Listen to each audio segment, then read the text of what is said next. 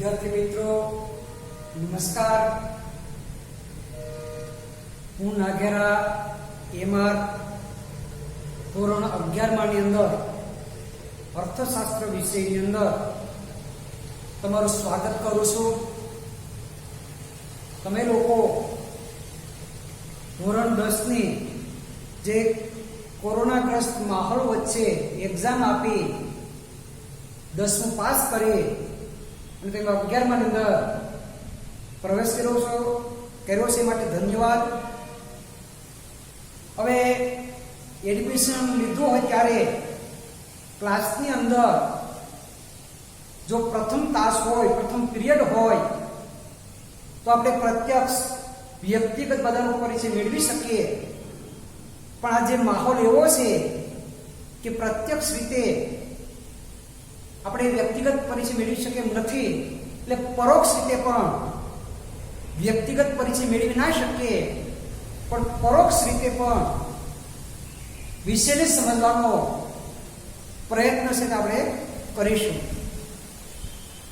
અર્થશાસ્ત્ર વિષય છે તે વિષય ધોરણ 10 ની અંદર સામાજિક વિજ્ઞાનની અંદર પણ તેના અમુક ચેપ્ટરો છે તે આવતા હતા, પણ ધોરણ 11-12 ની અંદર એક અલગ વિષય તરીકે આપણે તેનો અભ્યાસ સ્ટડી છે આ રીતના કરીશું। બધા જ વિદ્યાર્થીને મારા તરફથી જાવી વૈતરણી નદી જેવી જે પરીક્ષા પાસ કરીને તમે એસએસસી ની જે પરીક્ષા પાસ કરીને આવ્યા છો, 10મું પાસ કરીને આવ્યા છો, એ માટે મારા વતી તમને લોકોને બધાને અભિનંદન। હવે આપણે જોશું ધોરણ 11 ના અર્થશાસ્ત્રનો વિશેષ અભ્યાસ। હવે અર્થશાસ્ત્રના વિશેષ અભ્યાસ દરમિયાન પ્રથમ ચેપ્ટર છે તે અર્થશાસ્ત્રનો વિષય પ્રવેશ, એનો આપણે અભ્યાસ કરીશું। હવે અર્થશાસ્ત્રના વિષય પ્રવેશ આપણે જોઈએ તો માનવી છે તે બુદ્ધિશીલ પ્રાણી છે અને માણસને જબરજસ્ત શક્તિ ભગવાને આવી રીતના બુદ્ધિ શક્તિ આપી છે, એટલે તેની હિસાબે બુદ્ધિ શક્તિની હિસાબે માણસ સારા સારો નિર્ણય આ રીતના લઈ શકે, અને એ માટે વ્યક્તિ છે તે માણસ છે તે પોતાની સારી બાબત અથવા સારી વાતો પોતાને ફાયદો થાય તેવી વાતો છે જેનો તે વિચાર કરતો હોય છે। એટલે માણસની અંદર આર્થિક પ્રવૃત્તિ કરવી છે, ક્યાંથી મને ફાયદો થશે એ એંગલથી માણસ આત્માને એક બુદ્ધિથી વિચારતો હોય છે। કારણ કે આજે માણસનો એટલો બધો વિકાસ થયો છે, આદિયુગની અંદર તમે જોવા જાઓ તો આદિયુગની અંદર એટલો બધો વિકાસ હતો નહીં ને એટલી બધી બુદ્ધિ છે તે પણ તેને વિકસિત થતી નહીં। એટલે ઘણી વખત આદિયુગની અંદર આ છે ને કે કોઈ વસ્તુ છે એ પોતાને હાંસલ કરવી હોય, જીતવી હોય તો તે યુદ્ધ કરીને અથવા લડીને આ લઈ શકતા, પણ આજે વિજ્ઞાન યુગ આવી ગયો છે અને વિજ્ઞાન યુગની હિસાબે વિકાસ થયો છે અને વિકાસની હિસાબે દરેક માણસની બુદ્ધિ વિકસિત થઈ છે અને વિકસિત બુદ્ધિની હિસાબે સારા સારું વિવેક છે મેળવી શકે અને પોતાના જીવનની અંદર જે જરૂરી પાયાની જે સગવડો છે અથવા જે ચીજ વસ્તુ છે એ લેવાનો વિચાર આજનો માણસ કરી શકતો। પેલા તો યુદ્ધો થતા, લડીને પણ માણસ આજનો લઈ શકતો, પણ અત્યારે એ સમય આજે નથી, આજે વૈજ્ઞાનિક યુગનો સમય આવી ગયો, એટલે માણસ પોતાની બુદ્ધિથી એ વસ્તુ આજના મેળવી શકે છે। અને એ દ્રષ્ટિએ આપણે જોવા જઈએ તો અર્થશાસ્ત્ર શબ્દ જે કહે છે, અર્થશાસ્ત્રનો અર્થ એની અંદર આપણે જોઈએ તો અર્થશાસ્ત્ર શબ્દનો સાદો અર્થ થાય છે। અર્થશાસ્ત્ર શબ્દની અંદર સાદો અર્થ નું શાસ્ત્ર, અર્થશાસ્ત્ર અંદર અર્થશાસ્ત્રનો શબ્દનો અર્થશાસ્ત્રના શબ્દનું અર્થશાસ્ત્ર, બરાબર આવો આયત કરવામાં આવ્યો છે। અને અર્થ શબ્દ છે ને એ સંસ્કૃત શબ્દ પરથી આયતના ઉતરી આવ્યો છે।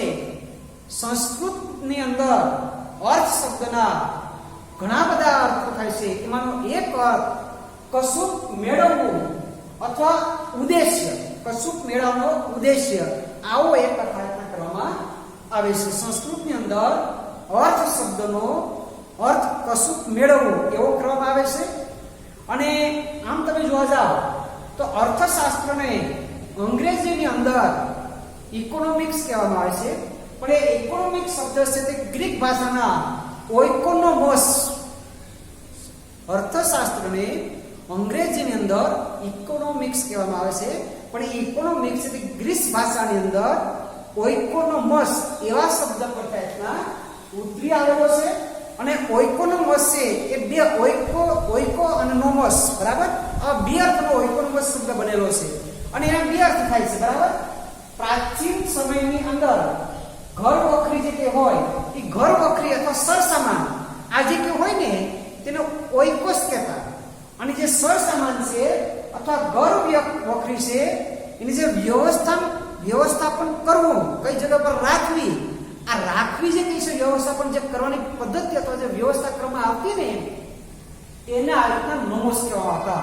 ઓઇકોસ એટલે ઘર વખરી, અને એ જ ઘર વખરીને અથવા એ જ સરસામાનને કેવી રીતના વ્યવસ્થિત વ્યવસ્થાપન કરવાની જે રીત છે એને આ રીતના નોમોસ કહેવામાં આ રીતના આવતો હતો. આ એના બે શબ્દ ઇકોનોમિક શબ્દ છે તે ઓઇકોનોમોસ શબ્દ પરથી ઉતરી આવેલા છે. ઓઇકોનોમસના બે અર્થ હતા. ઓઇકો નો મતલબ થાય છે ઘર વખરી અથવા સરસામાન, અને નોમોસ નો મતલબ થાય છે વ્યવસ્થાપન કરવાની રીત, બરાબર. આ અર્થશાસ્ત્રના શબ્દનો અર્થ હતો, બરાબર, ઇંગ્લિશની અંદર, બરાબર. હવે આપણે જોશું અર્થશાસ્ત્રનું ભારતીય ચિંતન. ભારતની સંસ્કૃતિ તમે જોવા જાવ તો ભારતીય સંસ્કૃતિ અંદર સભ્યતા અને સંસ્કૃતિનો ઇતિહાસ છે તે આજકાલથી નથી, 5000 વર્ષ પહેલાનો વાત નહીં કે પુરાણો છે, જૂનો છે. આપણા ઋષિમુનિઓ જે કે થયા અથવા જે અવતારો થયા ત્યારમાં જે વૈદિક વારસો તે ભારતીય સંસ્કૃતિના જોવા મળે છે, અને એ વિચારો છે તે આજે પણ માણસના જીવનની અંદર આજે ન ખબર પડતા થોડે ઘણે અંશે પણ તે જોવા મળે છે. એટલે ભારતીય સંસ્કૃતિની અંદર ધર્મ, અર્થ, કામ અને મોક્ષ આ જે 4 પુરુષાર્થો હોય છે, એ 4 પુરુષાર્થની અંદર તમે જોવા જાઓ તો જેનો અર્થ પુરુષાર્થ છે ધર્મ, અર્થ, કામ અને મોક્ષ, આ 4 પુરુષાર્થો હતા. એ 4 પુરુષાર્થની અંદર અર્થ નામનો જે પુરુષાર્થ છે એ અર્થ નામનો પુરુષાર્થ છે એના માટે થઈને કરવામાં આવતી જે કે પ્રવૃત્તિ છે એ પ્રવૃત્તિને આપણે અર્થશાસ્ત્ર તો આર્થિક પ્રવૃત્તિ તરીકે આજના ઓળખીએ છીએ, બરાબર. હવે અર્થ શબ્દ જે કહે છે ધર્મ, અર્થ, કામ અને મોક્ષ. એમાં અર્થ માટે માણસ જે પ્રવૃત્તિ કરતો, જે ક્રિયાઓ કરતો તેને આપણે આર્થિક પ્રવૃત્તિ સાથે તેને અર્થશાસ્ત્રમાં આર્થિક પ્રવૃત્તિ કહેવામાં આવે છે.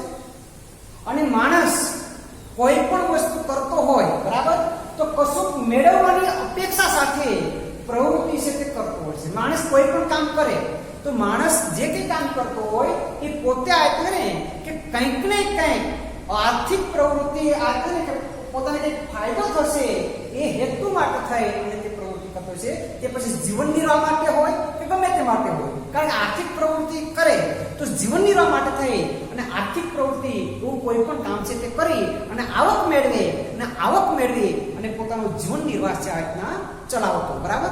આપણી ઋષિઓની પરંપરાથી આ રીતના ચાલ્યું આવતું. હવે આજે પણ તમે જોવા જાઓ તો આજે 2500 વર્ષ પહેલા, આજથી 2500 વર્ષ પહેલા અર્થશાસ્ત્ર નામનું જે પુસ્તક છે તે અર્થશાસ્ત્રના પુસ્તકના જે કૌટિલ્યએ લખ્યું છે, બરાબર. અને કૌટિલ્યનું બીજું નામ છે ચાણક્ય, એને કૌટિલ્યને ચાણક્યના નામથી પણ ઓળખવામાં આવે છે, બરાબર. એટલે 2500 વર્ષ પહેલા અર્થશાસ્ત્ર નામનું જે પુસ્તક લખ્યું છે એ પુસ્તકની અંદર કૌટિલ્ય એટલે કે ચાણક્યએ અર્થશાસ્ત્રનો વિચાર આપ્યો છે. એનો અર્થ સમજાયો છે. એ એમ કહે છે અર્થશાસ્ત્ર એટલે શું, તો કે માણસની વૃત્તિ. કૌટિલ્ય ચાણક્ય એમ કહે છે કે આપણી જે વૃત્તિ છે ને એ વૃત્તિ એટલે કે અર્થશાસ્ત્ર. માણસના જે વિચારો છે એને અર્થશાસ્ત્ર કીધું છે. માણસની વસવાટવાળી ભૂમિ, માણસ જ્યાં વસવાટ કરે છે એ વસવાટ કરનારી ભૂમિ તે એટલે કે આજના અર્થશાસ્ત્ર. આમ ચાણક્ય આજના 2500 વર્ષ પહેલા આજના કીધેલું છે. પૃથ્વીના લાલન પાલન, કારણ કે માણસ વસવાટ ક્યાં કરે? પૃથ્વી ઉપર. પૃથ્વી ઉપર આપણે નાનકડું મકાન હશે, બરાબર. આપણી આજને કે જે ભૂમિ થઈ અને એના પૃથ્વી ઉપર લાલન પાલન માટે, કારણ કે આપણું મકાન છે આપણે એનું લાલન કરીએ, પાલન કરીએ, સંભાળીએ, છાંછવીએ, બરાબર ને. એ પૃથ્વી ઉપર આજના લાલન પાલનના ઉપાયો દર્શાવતું શાસ્ત્ર એટલે કે અર્થશાસ્ત્ર. આવો વિચાર છે તે આજથી હજારો વર્ષ પહેલા કોણે કીધેલો છે? કૌટિલ્ય એટલે કે ચાણક્ય, બરાબર. આ જે વિચારધારા છે તે ઋષિ મુનિઓના કાળથી જાતના ચાલી આવતી હતી. અને એમાં પણ જે કૌટિલ્ય જે અર્થશાસ્ત્ર આપ્યું છે એની અંદર તમે જોશો ને તો એમાં ચાણક્યએ નીતિશાસ્ત્રનું મહત્વ આપ્યું છે. અર્થની અંદર, આર્થિક પ્રવૃત્તિની અંદર તમે આર્થિક પ્રવૃત્તિ કરો પણ નીતિઓને ધ્યાનમાં રાખીને. એટલા માટે તમે જોવા જાઓ આપણે ઘણી વખત સમાજની અંદર પણ આપણે અનીતિનો આવતો હોય ને તો આપણે ભાઈ ખોટો રૂપ આપણે લેવો નથી. કેમ તો કે આપણા જીવનની અંદર વાત વણાયેલી છે.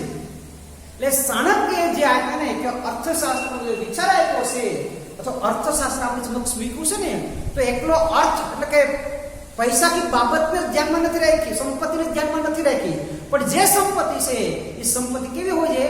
નીતિ સાથે લાવવી. એટલે નીતિશાસ્ત્રને વણીને કૌટિલ્યએ પોતાના જે વિચારો છે એના રજૂ કર્યા હતા. અને સાથે સાથે કૌટિલ્યએ એટલે કે ચાણક્યએ જે અર્થશાસ્ત્ર રજૂ કર્યું છે ને એ જાહેર ક્ષેત્રનું અથવા સામૂહિક જગ્યાવાળી સમૂહની જે જગ્યા હોય ને એને તેને આજના કેન્દ્રમાં રાખી હતી. અને એના માટે થઈ આર્થિક પ્રવૃત્તિને ચાણક્ય આજને એ મહત્વ આપ્યું હતું. આ ભારતના પહેલાની ભારતના ઇતિહાસની અંદર તમે જોવા જાઓ તો ભારતના ઇકોનોમિક્સ આર્થિક ટૂંકમાં આજે ને કે અર્થશાસ્ત્રનો ઉદ્ભવ આ રીતના થયો હતો, બરાબર. ભારતનો અર્થશાસ્ત્રનો ઉદ્ભવ ચાણક્યએ એટલે કૌટિલ્યએ આ રીતના પોતાના વિચાર દ્વારા તેને રજૂ કર્યો હતો. આપણો ભારતના અર્થશાસ્ત્રનો ઉદ્ભવ આપણે જોયો. તે પછી આપણે જોશું પશ્ચિમના અર્થશાસ્ત્રનો ઉદ્ભવ અને વિકાસ. હવે પશ્ચિમના જે રાષ્ટ્રો છે ત્યાંનો અર્થશાસ્ત્રનો ઉદ્ભવ કેવી રીતના થયો અને વિકાસ કેવી રીતના થયો તો ફિલોસોફર તત્વચિંતક એરિસ્ટોટલ છે, બરાબર. પશ્ચિમના એ એરિસ્ટોટલેના ઇકોનોમિકા નામના પુસ્તકની અંદર એના આર્થિક ચિંતન, આર્થિક વિચારો છે તે તેને રજૂ કર્યા હતા.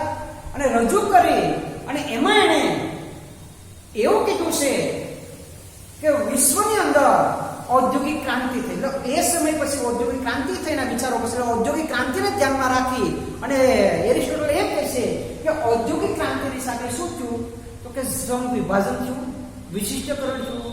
કારણ કે એરિસ્ટોટલ જ્યારે ફિલોસોફર છે, અર્થશાસ્ત્રી હતા અને જે તત્વચિંતક છે, બરાબર. એ તત્વચિંતક છે એ પોતાના પુસ્તકની અંદર એવું લખે છે કે ઔદ્યોગિક ક્રાંતિ થઈ અને ઔદ્યોગિક ક્રાંતિ થયા પછી આ કે શ્રમનું વિભાજન થયું, વિશિષ્ટકરણ થયું. વિશિષ્ટકરણ એટલે શું તો કે એક વ્યક્તિ સ્પેશિયાલિસ્ટ, બરાબર ને. પેલા એક પાછળના સમયમાં તમે જોવા જાવ ને તો માણસ ઓલરાઉન્ડર હતો.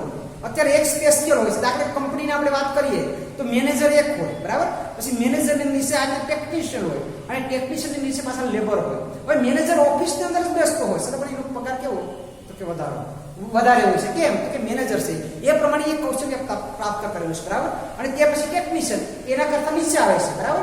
પણ એનો પગાર ઓછો, એના કરતા લેબર નીચે આવે છે, એનો પગાર ઓછો, બરાબર. એટલે કહેવાનો મતલબ વિશિષ્ટકરણ શું? એટલે વિશિષ્ટકરણ એટલે એક વસ્તુ અંદર સ્પેશિયલ, બરાબર. એક કામની અંદર સ્પેશિયાલિસ્ટ. આવો એરિસ્ટોટલ એમ કહે છે કે ઔદ્યોગિકરણની હિસાબે શ્રમનું વિભાજન છું. મેનેજરને શું કરવાનું તો કે બધાને દેખરેખ કરવાની, બરાબર. સાર સંભાળ રાખવાની. કોઈ ફોલ્ટ હોય તો તેને જોવાનું. એટલે એ એકને કામ શું મળ્યું છે, બાકીની નીચે ટેકનિશિયન એનો વિસ્તાર પૂરતો હોય અને લેબર હોય એટલે શ્રમ દ્વારા કામ કરવું પડતું હોય. તો આમ શ્રમનું વિભાજન છું અને એની સાથે જેમ વિશિષ્ટકરણ થયું ને એમ વિષયોની અંદર પણ વિશિષ્ટકરણ થયું. ભૌતિક વિજ્ઞાન છે તો ભૌતિક વિજ્ઞાનની જેમ ભૌતિક શાસ્ત્ર તો ભૌતિક વિજ્ઞાનનો અભ્યાસ કરતું, બરાબર. તો એવી જ રીતે સમાજ વિજ્ઞાન, મનોવિજ્ઞાન છે તો એનું પણ વિશિષ્ટકરણ, જે માણસનું વિશિષ્ટકરણ થયું એમ જે વિષયો હતા એ વિષયોનું પણ આજના વિશિષ્ટકરણ થયું.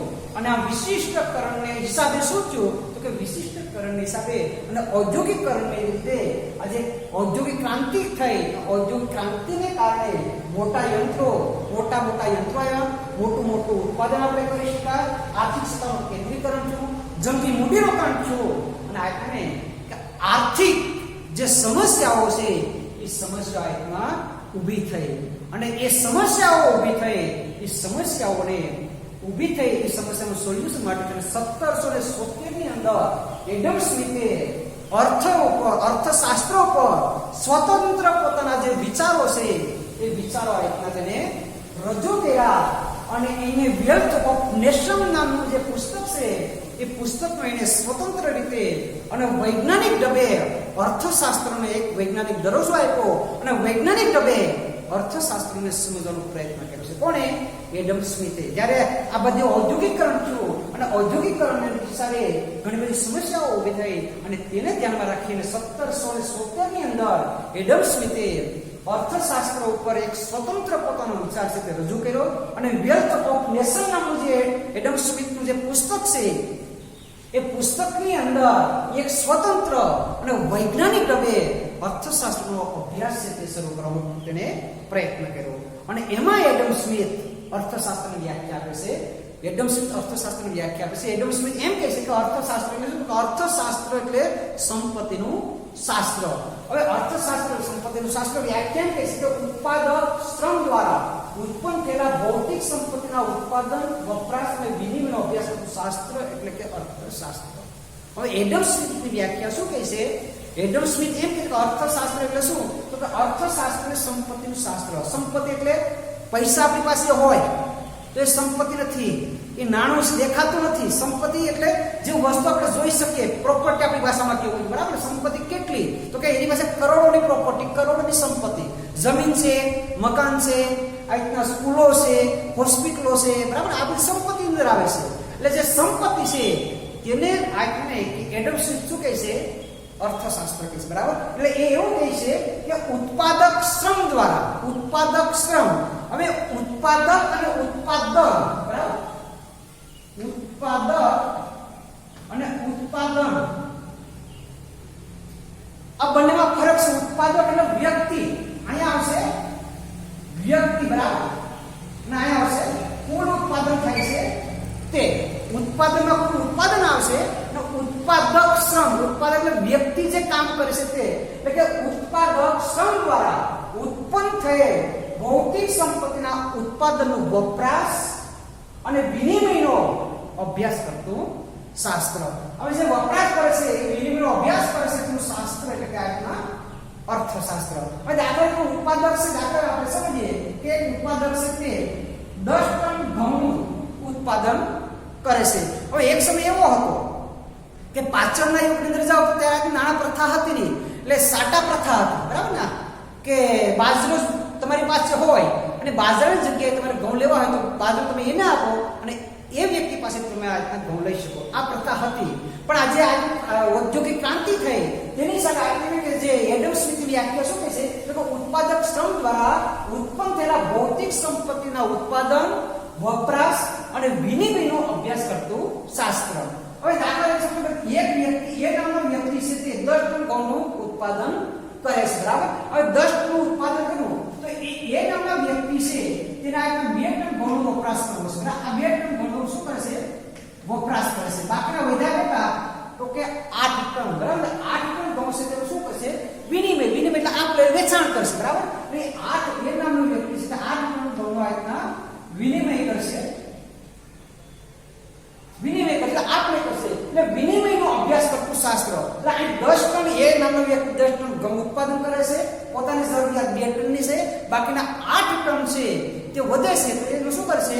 માર્કેટની અંદર, બજારની અંદર તેનો વિનિમય કરશે, વ્યવહાર કરશે, આપણે કરશે, ઘઉં વેચી અને શું લેશે? તો કે ઘઉંના બદલામાં ત્યાંના નાણાં લેશે.